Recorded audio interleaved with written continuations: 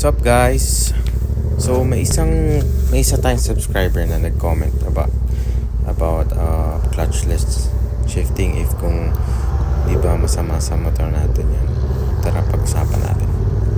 So ang clutchless shifting is ito yung pag-shift mo ng gears without using the clutch. Kaya clutchless shifting ang tawag. Basically, ang meaning niya kasi parang yung engine and the transmission is still connected. So, pumapasok yung every gear na nag-gear up ka. So, connected pa rin yung engine and yung transmission. Kaya pumapasok siya. Pero kung sabihin natin hindi mo nagawa ng tama, well, gano'n naman, di ba? Pag hindi mo nagawa ng tama, may mga potential damages. For example, increase ng pag-wear and tear ng mga transmission gears and all, and then damage sa transmission, damage sa clutch. So, kunyari, may narinig kang nagka-grinding or noise while nagka-clutchless shifting ka, well, might as well na mag-shift ka na lang normally. Use the clutch para maiwasan natin yung mga potential damages. So, yun. Nakukuha naman sa tamang practice. Siyempre, hindi naman agad-agad nakukuha ayan na after one day ay marunong na ako mag-clutchless shifting. Hindi ganon. So, it may take you some time, pero just be patient and aralin mo yung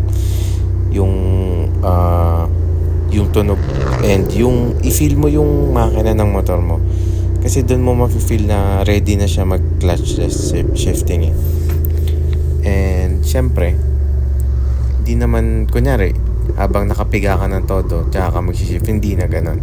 Ano naman na yun, quick shifter naman na yung ginagamit doon. So dito sa clutchless shifting, ang nangyayari dito, so nag-accelerate ka habang pinipiga mo yung throttle, hindi ka makakapag gear up or clutchless. Pero pag bitawan mo konti yung throttle, kapain mo yung mag-gear up ka ng isa, papasok yan. Kahit konting loosen up lang sa throttle. So yun yung sa pag-gear up yun. Tapos yung sa pag-gear down naman, tinatawag tayong rev matching. So isasabay mo yung, actually napansin ko hindi naman siya sabay. Bomba mo yung konting piga lang sa throttle, tapos i-gear down mo.